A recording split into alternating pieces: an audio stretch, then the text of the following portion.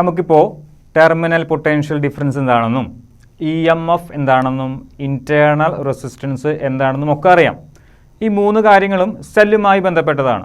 ഒരു സെല്ലിൻ്റെ EMF എന്താണ്, അതേ സെല്ലിൻ്റെ ടെർമിനൽ പൊട്ടൻഷ്യൽ ഡിഫറൻസ് എന്താണ്, അതേ സെല്ലിൻ്റെ തന്നെ ഇൻറ്റേർണൽ റെസിസ്റ്റൻസ് എന്താണ്. ഇനി ഈ മൂന്ന് ക്വാണ്ടിറ്റീസും, അതായത് ടെർമിനൽ പൊട്ടൻഷ്യൽ ഡിഫറൻസും EMFും ഇൻറ്റേർണൽ റെസിസ്റ്റൻസും, ഈ മൂന്ന് ക്വാണ്ടിറ്റീസും തമ്മിൽ എന്തെങ്കിലും റിലേഷൻഷിപ്പ് ഉണ്ടോ? ഉണ്ടെങ്കിൽ തന്നെ അത് എന്താണ്? ആ ഒരു കാര്യമാണ് നമ്മൾ ഡിസ്കസ് ചെയ്യാനായിട്ട് പോകുന്നത്. ടോപ്പിക് ഇതാണ്: relation between V, E and R. V terminal potential difference, E EMF and small letter R it is internal resistance. അങ്ങനെ ഒരു റിലേഷൻ കണ്ടുപിടിക്കുന്നതിനായി നമ്മൾ ചെറിയൊരു സർക്യൂട്ട് ഡയഗ്രം കൺസിഡർ ചെയ്യേണ്ടതുണ്ട്. ഞാനൊരു റെസിസ്റ്റർ, അതൊരു എക്സ്റ്റേണൽ റെസിസ്റ്ററാണ്, അതിൻ്റെ റെസിസ്റ്റൻസ് ക്യാപിറ്റൽ R ആണ്. ആ ഒരു റെസിസ്റ്ററിലേക്ക് ഞാൻ small letter R internal resistance ഉള്ള ഒരു ബാറ്ററി അല്ലെങ്കിൽ ഒരു സെല്ലിനെ കണക്ട് ചെയ്തിരിക്കുന്നു. ക്യാപിറ്റൽ R എന്ന് പറയുന്നത് എക്സ്റ്റേണൽ റെസിസ്റ്റൻസ് ആണ്. സ്മോൾ ലെറ്റർ R എന്ന് പറയുന്നത് ഈ സെല്ലിൻ്റെ തന്നെ ഇൻറ്റേർണൽ റെസിസ്റ്റൻസ് ആണ്. നമുക്ക് മനസ്സിലാക്കാൻ വേണ്ടിയിട്ടാണ് പുറമേക്ക് അത് എടുത്ത് വരച്ചിരിക്കുന്നത്. ശരിക്കും ഈ സ്മോൾ ലെറ്റർ R എന്ന് പറയുന്നത് നമ്മുടെ സെല്ലിൻ്റെ ഇൻറ്റേർണൽ റെസിസ്റ്റൻസ് ആണ്. ആ സെല്ല് പുറത്തേക്ക് വിടുന്ന കറൻ്റാണ് ക്യാപിറ്റൽ I. ആ സെല്ലിൻ്റെ തന്നെ EMF ആണ് E. ആ സെല്ലിൻ്റെ ടെർമിനൽ പൊട്ടൻഷ്യൽ ഡിഫറൻസ് ആണ് V. ഓക്കെ, കുറച്ച് ക്വാണ്ടിറ്റീസ് തന്നിട്ടുണ്ട്: capital R, small letter R, terminal potential difference, EMF and current. 5 കാര്യങ്ങൾ അവിടെ തന്നിട്ടുണ്ട്. ഇനി നമ്മൾ പരിശോധിക്കാൻ പോകുന്നത് ഈ ഒരു സെല്ലിൻ്റെ ടെർമിനൽ പൊട്ടൻഷ്യൽ ഡിഫറൻസും EMFും ഇൻറ്റേർണൽ റെസിസ്റ്റൻസുമായി എന്തെങ്കിലും ബന്ധമുണ്ടോ എന്നാണ്. ഈ ഒരു സർക്യൂട്ട് പരിശോധിക്കുമ്പോൾ നമുക്ക് മനസ്സിലാകും, ഈ ഒരു എക്സ്റ്റേണൽ റെസിസ്റ്ററും ഈ ഒരു ഇൻറ്റേർണൽ റെസിസ്റ്ററും എങ്ങനെയാണ് കണക്ട് ചെയ്തിരിക്കുന്നത്? സീരീസ് ആയിട്ടാണ് കണക്ട് ചെയ്തിരിക്കുന്നത്. അങ്ങനെയെങ്കിൽ ഈ ഒരു സർക്യൂട്ടിൻ്റെ ടോട്ടൽ റെസിസ്റ്റൻസ് എന്തായിരിക്കും? Total resistance is equal to, രണ്ട് റെസിസ്റ്ററുകൾ സീരീസ് ആയിട്ടാണ് കണക്ട് ചെയ്യുന്നതെങ്കിൽ അവിടുത്തെ ടോട്ടൽ റെസിസ്റ്റൻസ് എന്ത് വരും? രണ്ട് റെസിസ്റ്റൻസുകളും തമ്മിൽ എന്ത് ചെയ്യേണ്ടി വരും? നമ്മൾ ആഡ് ചെയ്യണം. അങ്ങനെയെങ്കിൽ total resistance is equal to R plus R. ഈ ഒരു സെല്ലിൽ നിന്ന് പുറത്തേക്ക് പോകുന്ന മാക്സിമം കറണ്ട്, ശ്രദ്ധിക്കണം, മാക്സിമം കറണ്ട് നമുക്ക് കണ്ടുപിടിക്കണമെങ്കിൽ ആ സെല്ലിൻ്റെ മാക്സിമം പൊട്ടൻഷ്യൽ ഡിവൈഡഡ് ബൈ ആ ഒരു സർക്യൂട്ടിലെ റെസിസ്റ്റൻസ്. അങ്ങനെയെങ്കിൽ maximum current I is equal to, maximum ആണ്, maximum current I is equal to അവിടെയുള്ള മാക്സിമം പൊട്ടൻഷ്യൽ ഡിഫറൻസ്. അതിന് വിളിക്കുന്ന പേരാണ് എന്ത്? EMF. EMF ഡിവൈഡഡ് ബൈ ആ സർക്യൂട്ടിൻ്റെ റെസിസ്റ്റൻസ്. ആ സർക്യൂട്ടിൻ്റെ റെസിസ്റ്റൻസ് R പ്ലസ് R ആണ്. ആ ഒരു ഇക്വേഷനെ ഞാൻ 1 എന്ന് ലാബിൽ ചെയ്തിരിക്കുന്നു. ആ ഒരു സർക്യൂട്ടിൽ കൂടി പോകുന്ന മാക്സിമം കറണ്ട് എന്ന് പറയുന്നത് ആ സർക്യൂട്ടിൻ്റെ മാക്സിമം പൊട്ടൻഷ്യൽ ഡിവൈഡഡ് ബൈ ആ സർക്യൂട്ടിൻ്റെ resistance.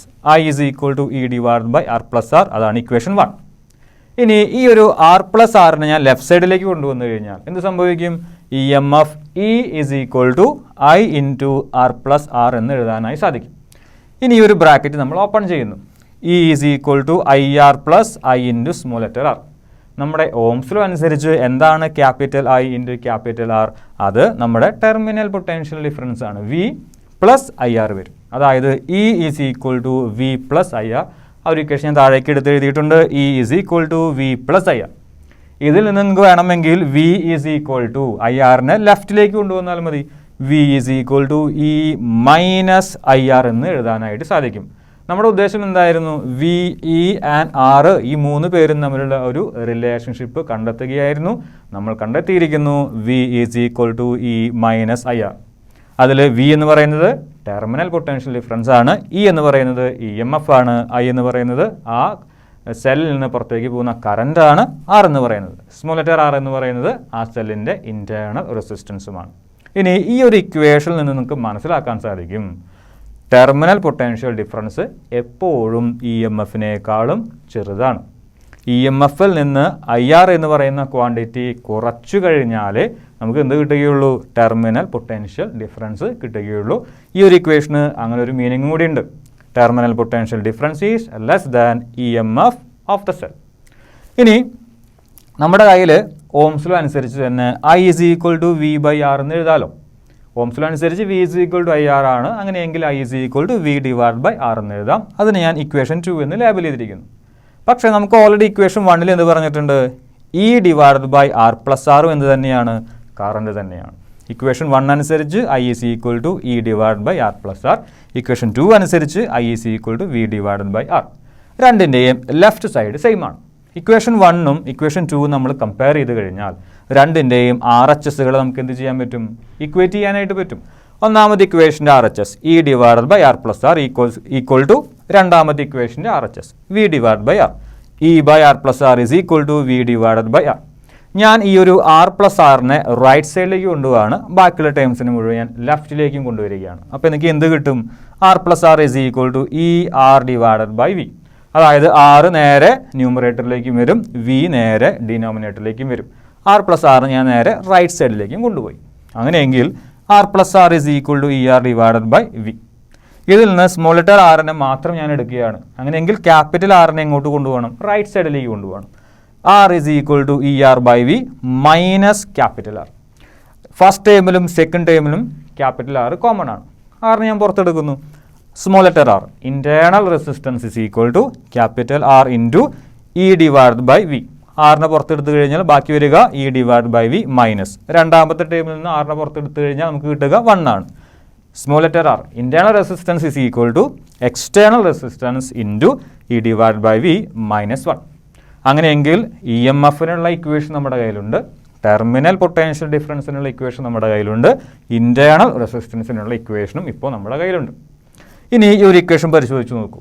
E is equal to V plus I R എന്ന് പറഞ്ഞിട്ടുള്ള ഒരു ഇക്വേഷൻ പരിശോധിച്ച് കഴിഞ്ഞാൽ E M F is equal to V plus I R ആണ് ഇക്വേഷൻ. അതിൽ ഐ 0 ആണെങ്കിൽ നമ്മുടെ കയ്യിലുള്ള സെല്ലിൽ നിന്ന് പുറത്തേക്ക് കറണ്ട് ഒന്നും പോകുന്നില്ലെങ്കിൽ നമുക്ക് എന്ത് എഴുതാൻ പറ്റും? E is equal to V എന്ന് എഴുതാൻ പറ്റും. അല്ലെങ്കിൽ ഈ ഇക്വേഷനാണ് കൺസിഡർ ചെയ്യുന്നതെങ്കിലോ V is equal to E minus I R ആണ്. അവിടെയും കറണ്ട് 0 ആണെങ്കിൽ വി ഈക്വൽ ടു ഇ എന്ന് എഴുതാൻ പറ്റും. ഒരു സെല്ലിൽ നിന്ന് പുറത്തേക്ക് കറണ്ട് ഒന്നും ഒഴുകുന്നില്ലെങ്കിൽ ആ സെല്ലിൻ്റെ terminal potential difference equal to അതിൻ്റെ ഇ എം എഫ് ആണ്. If I is equal to 0 V equal to E. ഒരു സെല്ലിൽ നിന്ന് കറണ്ട് ഒന്നും പോകുന്നില്ലെങ്കിൽ ആ സെല്ലിൻ്റെ ടെർമിനൽ പൊട്ടൻഷ്യൽ ഡിഫറൻസും ആ സെല്ലിൻ്റെ ഇ എം എഫും സെയിം ആയിരിക്കും.